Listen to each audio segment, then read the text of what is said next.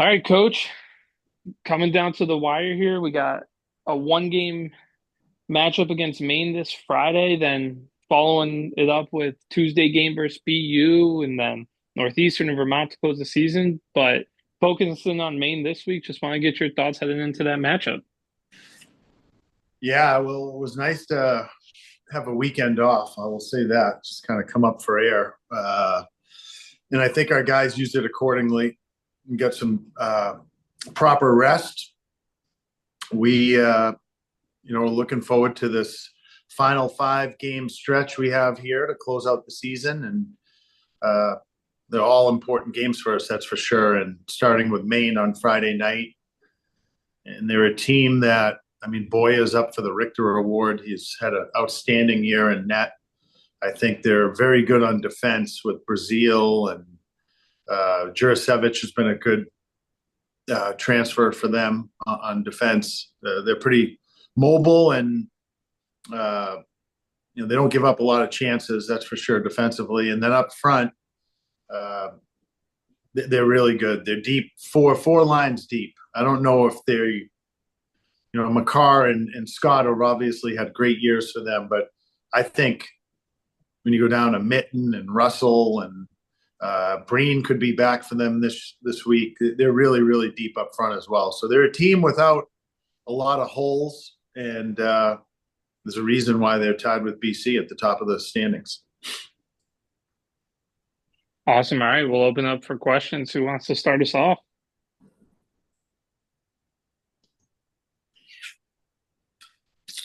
Wow, no questions, Great guys. press Come on. conference, guys. Appreciate it.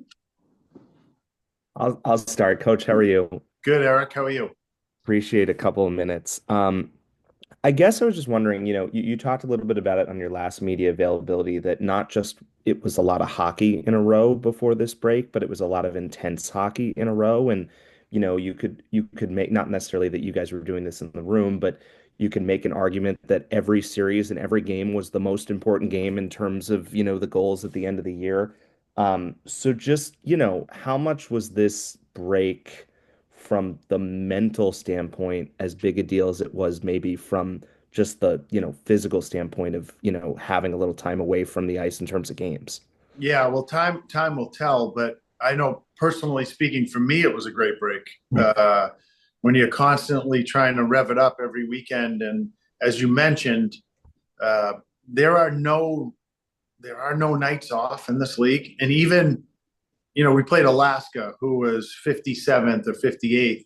That was more nerve-wracking game for me than playing New Hampshire or Lowell or like a Hockey East game, because you just start thinking, God, we cannot let this game ruin our chances for a national tournament. So there's, to answer your question, it was a great mental break for me just to be able to take the weekend off and not have to worry about gearing it up on a Friday and Saturday night. And I would imagine that would be the same for our players.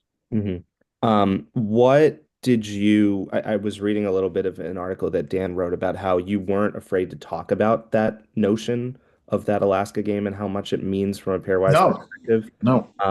Is that something that you've kind of been, it's easy to say one game at a time, but is that something you've been doing with the group this whole year in terms of, having the conversations about this is our goal in terms of the national tournament and this is what these games can do, positive or negative? Yeah. So since we've come back from break, I post the pairwise every week, and I put down and tell the kids, like, this is our goal. We want to get to the national tournament. I'm not going to pretend that we're close, or I don't want to talk about it, or I don't want to jinx it. Like, that's garbage to me. Like, this is our goal. This is what we want. And if you want to manifest it, you talk about it, and you let everybody know that this game could decide whether we get to the national tournament or not. So I think it's healthy, as opposed to, as I said, I don't believe in jinxes. I don't believe in curses. It's you got to talk about it, and so everybody knows what the expectations are and what the goals are. I'll ask more on the back end, but I'll let everybody else get in. Randy, we'll jump over to you. Thanks. Good morning, Kev. How you doing today? I'm great, Randy. You?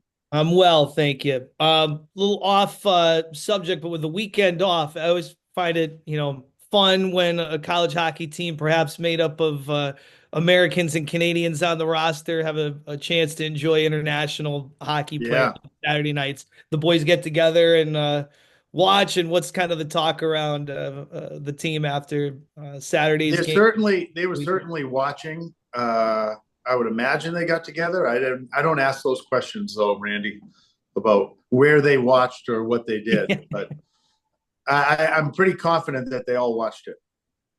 And just a question about Joey. You spoke about this after last game. Obviously the incredible season he's having, and you had mentioned that although he's like a little smaller in stature, pound for pound, he's about one of the strongest guys you have in the weight room. Can you speak maybe a little bit more about the underrated strength, the physical strength of Joey, and like what puts the package together?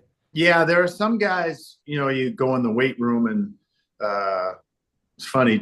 Jerry York used to call them all bus guys. They get off the bus and you're like, whoa, this guy's a player, But then there's guys like Joey who doesn't look that strong, but he is really hockey strong. He's strong in the weight room for his size. Pound for pound, he's one of the strongest kids on our team, but he's really hockey strong. Jake Richard is too. Like they're just heavy and strong on pucks. They don't get knocked off pucks very easily. So that's and that doesn't necessarily equate with how much you bench press or how much you squat. There's just kind of a skill of being hockey strong, and he has that. Thank you. Jim, we'll jump over to you.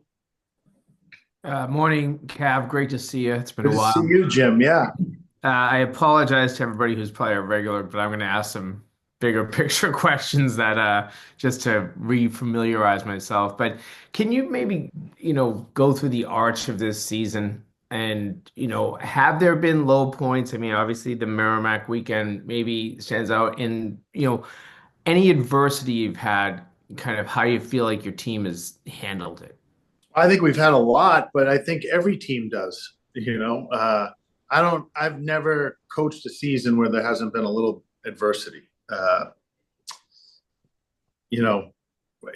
can think of many teams, even that 2012 team that I coached was part of that staff at BC, and I think we won 19 straight to end the season. But up until that point, we were 500. We were struggling. We played 3 goaltenders. So as far as this season, there's been games, Jim, where both starting goalies have been sick, and Tommy Heaney's come in and had to do a great job for us. You have injuries, you have tough losses, you have a weekend like Merrimack. But my thought process, and I tell the kids this all the time, it's not why is this happening to us? Why is this happening for us?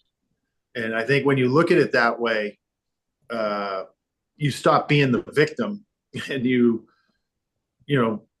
just go out and give it your best. And I think that is how we try to approach anything that happens, throughout the season. Thanks, Mike. Sure.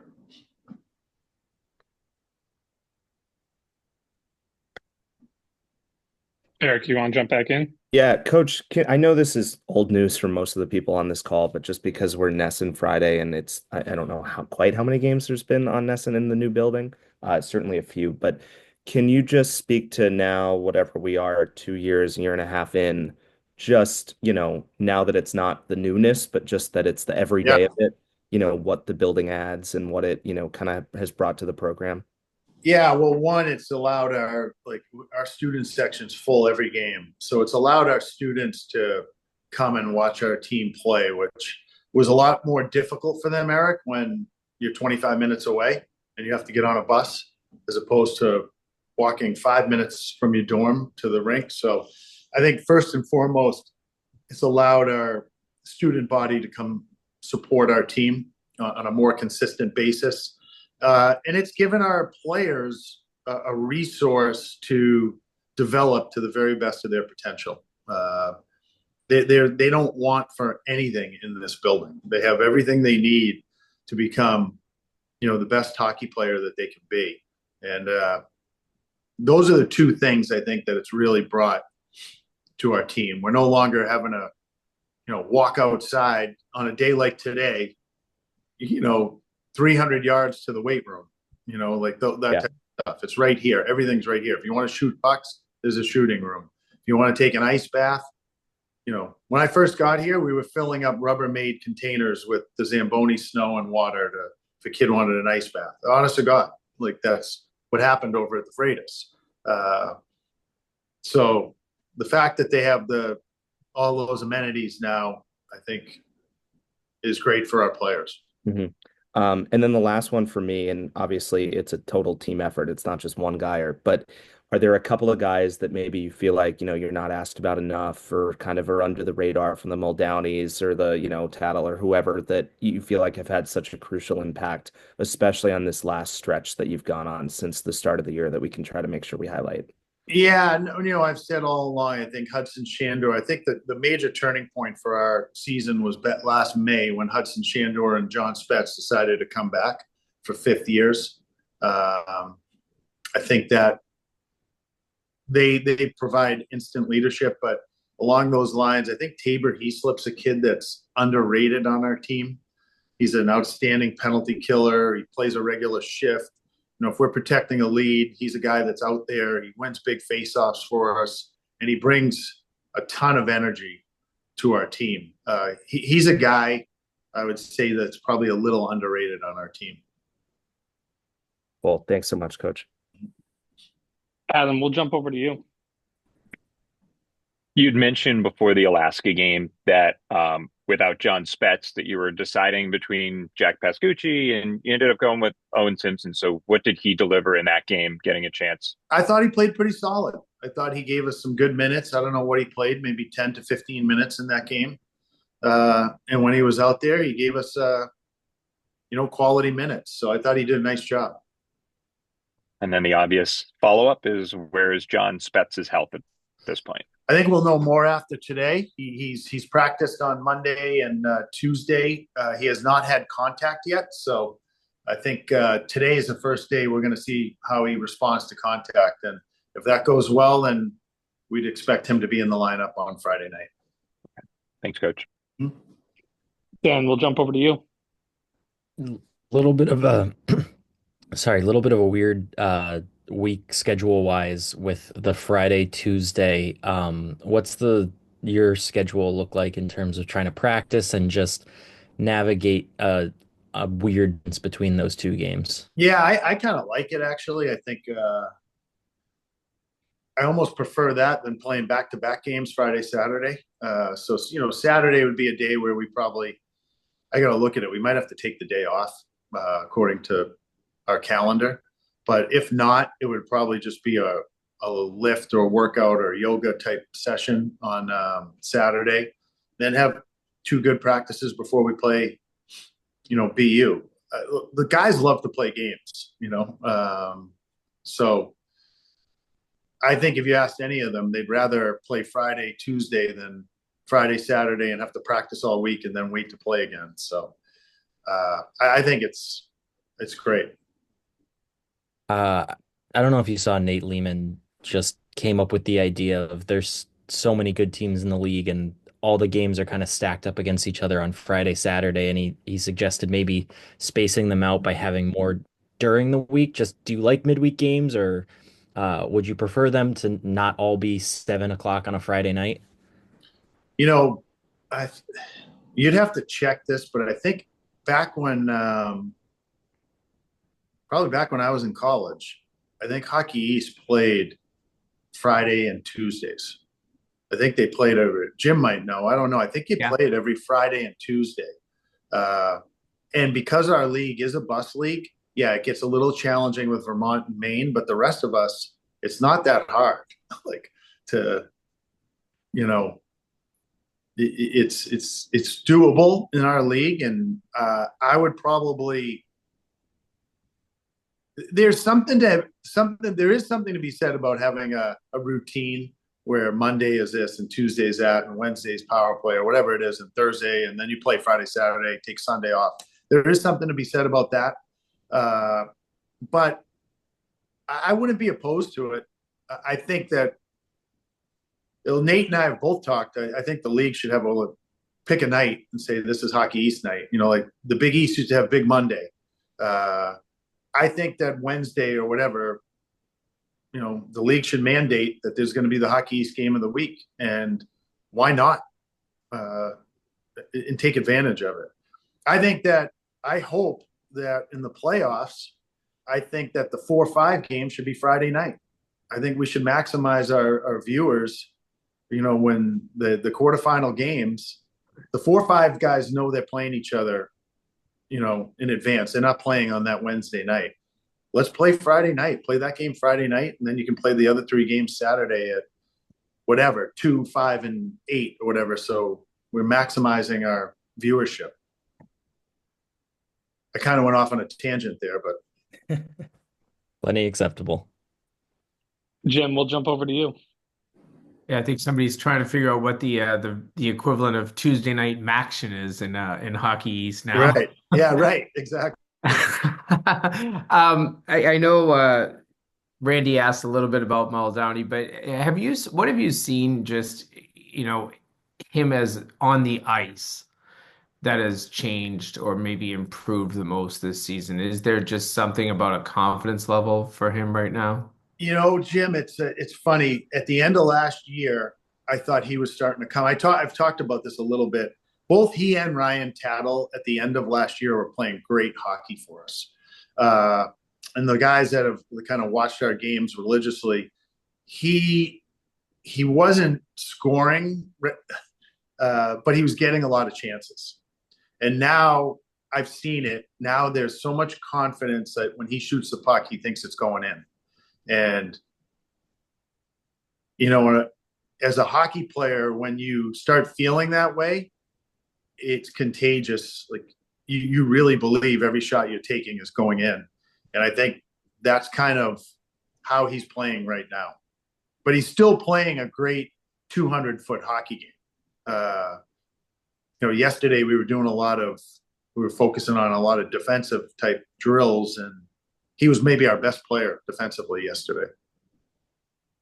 You mentioned the comfort level, and once you get that shot and it starts going in, but have you seen him, working extra on his shot, or have you just seen anything change from just shooting? No, he spends a lot of time at the rink working on his game, as do most of our guys. We're really fortunate that way to, have a group of guys that, want to get better and want to continue to improve.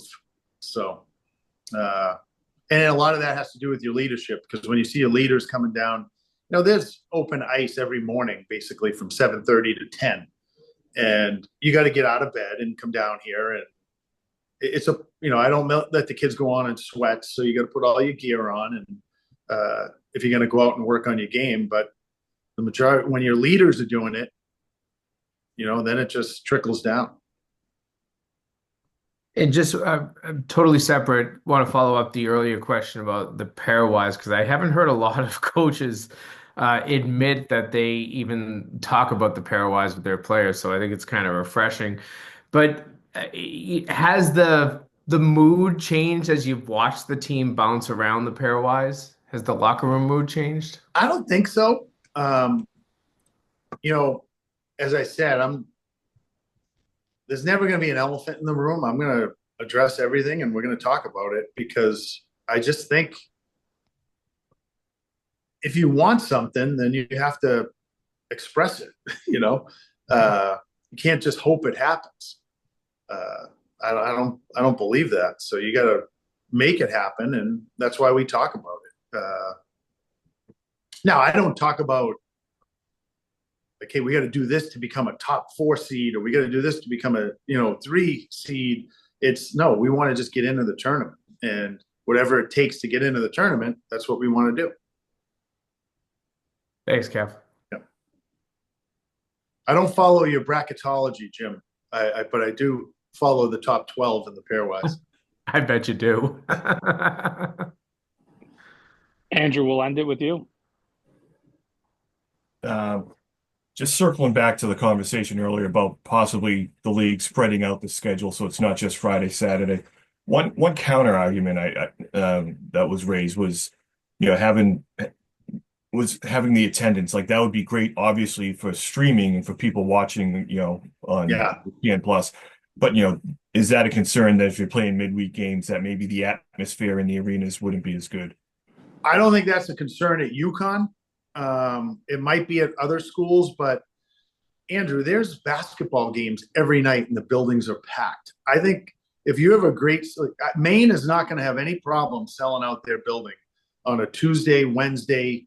It could be Easter Sunday. They're going to sell that building out. It's they have no problem selling.